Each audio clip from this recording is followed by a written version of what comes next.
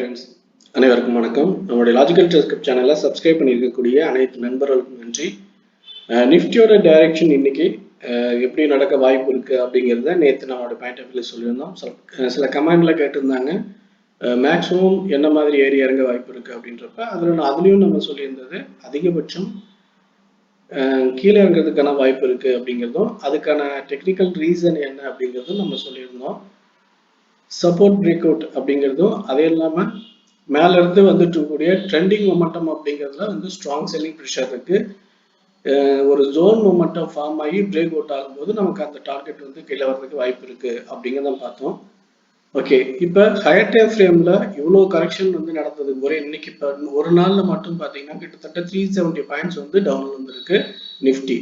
So இவ்வளோ correction வந்ததுக்கு அப்புறம் இப்போ மார்க்கெட் எப்படி இருக்கும், இதுல என்னென்ன பிரச்சனைகள் இருக்கு, ஜியோ பாலிட்டிக்ஸ் இஷ்யூஸ் தான் கண்டினியூஸ்டா போயிட்டு இருக்கா, Q3 ரிசல்ட்ஸ் எல்லாமே பாசிட்டிவா இருக்கா அப்படின்னு பாத்தீங்கன்னா மேக்ஸிமம் ஸ்டாக்ஸ் பார்த்தீங்க அப்படின்னா வந்து ஐ மீன் லார்ஜ் கேப் மிட் கேப்ல இருக்கக்கூடிய ஸ்டாக்ஸ் எல்லாம் பார்த்தீங்கன்னா 3%, 5%, 7% வரைக்குமே மைனஸ்ல தான் Q3 காட்டியிருக்காங்க. ஸோ அதெல்லாம் அதுவுமே பார்த்தீங்கன்னா நெகட்டிவ் இம்பேக்ட் ஆகுது. ரெண்டாவது ஜியோ பாலிட்டிக்ஸ் இஷ்யூஸ் இருக்கு, FIIஸோட செல்லிங்ஸ், இந்த மாதிரி பேனிக்கான நிறைய ரீசனால பார்த்தீங்கன்னா ஸ்ட்ராங் செல்லிங் ப்ரெஷர் வந்திருக்கு. இது மட்டும் இல்லாமல் லோயர் டைம் ஃப்ரேம்ல நம்ம ஒரு டெக்னிக்கல் இஷ்யூஸ் சொல்லுவோம். ரீசன் ஒரு ரேஞ்ச் மொமெண்டம் நடந்தது அப்படின்னா அந்த ரேஞ்ச் பிரேக் அவுட் ஆகும்போது ஒரு நல்ல ரேலி இருக்கும் அப்படின்ற விஷயம். இந்த டெக்னிக்கலான ரீசனும் இங்க இருக்கு. இது எல்லாத்தையுமே எப்படி ரீசனில் நடந்துச்சு அப்படிங்கிறதெல்லாம் பார்த்துட்டு நம்ம நாளைக்கான என்ட்ரி டார்கெட் இன்ட்ராடே பேஸ்ல எந்தெந்த லெவல்ல நமக்கான என்ட்ரியை பிளான் பண்ணலாம் அப்படிங்கிறதையும் அனலைஸ் பண்ணுவோம். ஓகே ஃப்ரெண்ட்ஸ், இப்போ நம்ம ஹவர்லி கேண்டில் எடுத்துக்குவோம். ஏன்னா ஹவர்லி தான் நமக்கு ஹையர் டைம் ஃப்ரேம்ல நம்ம டீட்டெயில் பார்க்கறதுக்கு ஈஸியா இருக்கும். ஓகே, இப்போ நமக்கு மேல ஐ மீன் ஒரு ரேஞ்ச் மூமெண்ட் ஃபர்ஸ்ட் டைரக்ஷன் அப்படிங்கிறத நம்ம பார்த்துருவோம். ஃபர்ஸ்ட் டைரக்ஷன் அப்படிங்கிறது மேல இருந்து கீழே இறங்கிட்டு இருந்தது.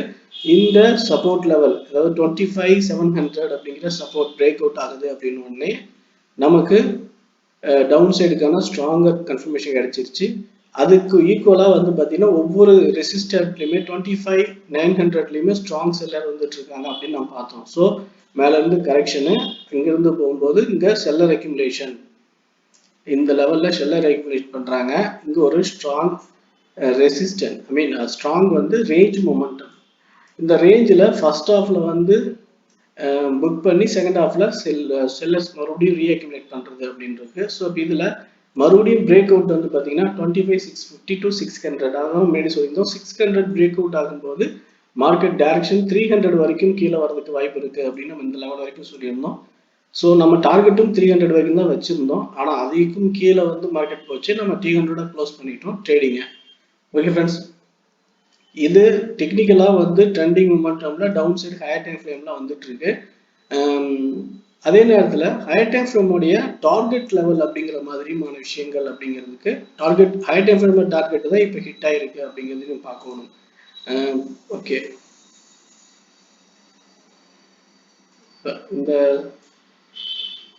இந்த ஸ்விங் ஹை டு லோ, இந்த ஹைக்கும் லோக்குமான பார்த்தீங்கன்னா 61% டார்கெட் அப்படிங்கிறது 25,200. ஸோ 25,200 அப்படிங்கிறது இப்போ புக் ஹிட் ஆயிருக்கு. ஸோ டார்கெட் முடிஞ்சிருச்சு ஹையர் டைம் ஃப்ரேம்ல வந்து.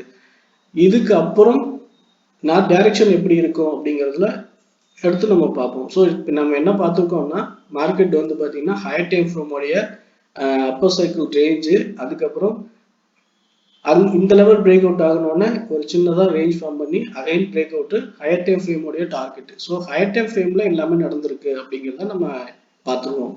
பார்த்து டீட்டெயில் தெரிஞ்சுக்கிறதுக்காக. ஓகே, இப்போ நம்ம இன்ட்ராடே பேஸில் லெவல்ஸ்ல என்ட்ரி எப்படி எடுத்தோம், நாளைக்கான லெவலை எப்படி எல்லாம் பிளான் பண்ணலாம் அப்படின்னு பார்க்கும்போது ஓகே 50 மினிட்ஸ் எடுத்துக்கலாம். ஓகே, நமக்கு இன்னைக்கான என்ட்ரிஸை பொறுத்த வரைக்கும் இந்த டீட்டெயில் நம்ம மார்க் பண்ணி இங்கே மென்ஷன் பண்ணியிருக்கோம்.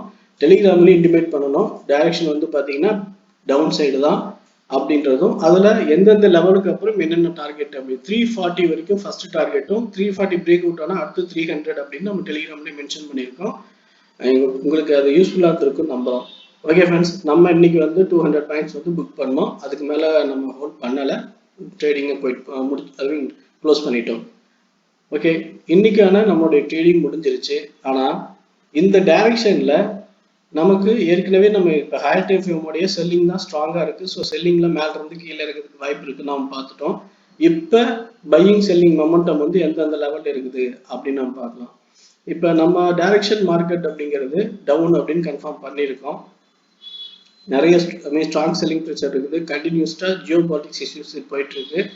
இப்படி இருக்கும்போது மறுபடியும் மார்க்கெட் மேலே போகுமா, ஒருவேளை போனால் எவ்வளவு தூரம் கரெக்ஷன் போகலாம் அப்படின்னு எதிர்பார்த்தோம்னா நமக்கு ஃபர்ஸ்ட் 350 அப்படிங்கிறது ப்ரீவியஸா ரெசிஸ்டண்டா இருந்தது. ஐ மீன் சப்போர்ட் ஆகுது, இப்போ ரெசிஸ்டண்டா ரியாக்ட் ஆகும். ஸோ மார்க்கெட் கேப் அப்ல, ஐ மீன் கேப் அப் மீன்ஸ் 25,250க்கு மேல 50 மினிட்ஸ் கேண்டில்ல ஒரு க்ளோசிங் கிடைச்சதுன்னா அங்கிருந்து 350 வரைக்கும் 100 பாயிண்ட்ஸ் மேலே போகலாம்.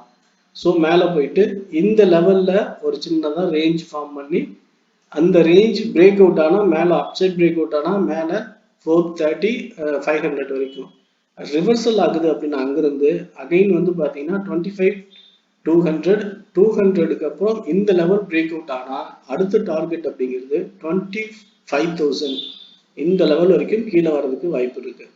ஸோ 25 வந்ததுக்கு அப்புறம் அடுத்தடுத்த டைரக்ஷன் எப்படி நடக்க வாய்ப்பு இருக்கு அப்படிங்கிறத நம்ம அதுக்கப்புறம் கன்சிடர் பண்ணுவோம்.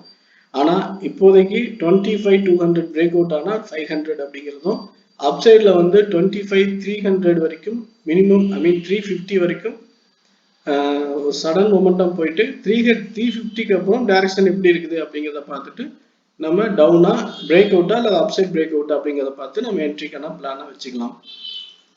ஓகே, இப்போ ஸ்ட்ராங் செல்லிங் ப்ரெஷர் இருக்குது அப்படிங்கிறதுனால ஸ்ட்ரைக் செலெக்ஷனும் ஸ்ட்ரைக்கும் பார்த்தீங்கன்னா ஓடிஎம் வரைக்கும் எல்லாமே ஹை ப்ரீமியம் போயிடுச்சு. ஸோ ஒரு மொமெண்டம் வந்து இதே டைரக்ஷன்ல மறுபடியும் நமக்கு என்ட்ரி கிடைக்க போகும்போது எடுக்கணும் அப்படின்னு நினைச்சா ப்ரீமியம் ஹையா இருக்கும், அதெல்லாம் எடுக்க முடியாது. அது ரேட் அதிகமாக இருக்கிறதுனால சின்னதாக ஒரு ரேஞ்ச் ஃபார்ம் பண்ணுற வரைக்கும் நம்ம வெயிட் பண்ணலாம். இந்த லெவலில் ஒருவேளை சின்னதாக அப்படி ஒரு ரேஞ்ச் ஃபார்ம் பண்ணி இந்த ரேஞ்சுக்கு அப்புறம் சடன் டவுன் சைட் பிரேக் அவுட்டால் இந்த லெவலில் வந்து ரேஞ்ச் ஃபார்ம் பண்ணுது அப்படின்னா அதுக்கப்புறம் நம்ம என்ட்ரி எடுக்கும்போது ப்ரீமியம் வந்து அமௌண்ட் இன்னும் கொஞ்சம் கம்மியாக கிடைக்கும், அதை நம்ம எடுத்துக்கலாம். அப்படி எடுக்கும்போது உங்களுக்கு ஈஸியாக இருக்கும். ஓகே, இப்போ 25,350 அப்படிங்கிற லெவல் வந்து கரெக்ஷன் பாயிண்ட்டு, 250 அப்படிங்கிறது கரண்ட்ல டார்கெட்ல இருக்கக்கூடிய லெவல். ஸோ இந்த லெவல் ரெண்டுக்கும் இடையில வந்து மார்க்கெட்டோடைய ஓப்பன் அதாவது ஃப்ளாட்டாக இருக்கலாம், இல்லை கேப் டவுனா கேப் அப்பா எப்படி இருந்தாலும் ரெசிஸ்டன்ட் டச் பண்ணுது அப்படின்னா 25,350 ரிவர்சல்ல வந்து புட் எடுத்துடலாம். அப்படி இல்லைன்னா 150 to 200 150 பிரேக் அவுட்ல டவுன் சைட் பிரேக் என்ட்ரி எடுக்கலாம். ஆனால் இப்படி இல்லாமல் மார்க்கெட் ஓப்பன் ஆன உடனே ஒரு கேண்டில் கீழே வருது அப்படின்னா உடனே நம்ம கீழே போகணும் முடிவு போயிடுவேன்னா ஒரு மேலே ஒரு மார்க்கெட் ஓப்பன் ஆகி மறுபடியும் மேலே போகுதுனாலும் மேலே போகிறது அப்படின்னு பண்ண வேண்டாம்.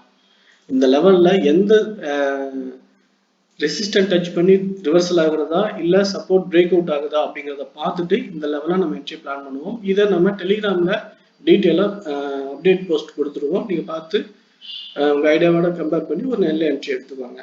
ஓகே ஃப்ரெண்ட்ஸ், நிஃப்டியை பொறுத்த வரைக்கும் இன்னைக்கு நடந்தது டைரக்ஷன் எல்லாம் உங்களுக்கு ஹெல்ப்ஃபுல்லாக இருந்திருக்குன்னு நம்புகிறோம். ஸோ நாளைக்கு நம்மளுடைய பாயிண்ட் ஆஃப் வியூல என்ட்ரி எப்படி எடுக்கலாம்ங்கிற ஐடியா என்னோட பாயிண்ட் ஆஃப் வியூல கொடுத்துருக்கோம். இந்த ஐடியா உங்கள் ஐடியாவோட கம்பேர் பண்ணி ஒரு சேஃபான என்ட்ரி எடுத்துக்கோங்க. இந்த வீடியோ பிடிச்சிருந்தா லைக் பண்ணுங்க, ஃப்ரெண்ட்ஸ் சைக்கிள் ஷேர் பண்ணி சப்போர்ட் பண்ணுங்க. உங்கள் ஒப்பீனியன் இருந்தாலும் கமெண்ட்ல சொல்லுங்க. தேங்க்யூ ஃபார் வாட்சிங்.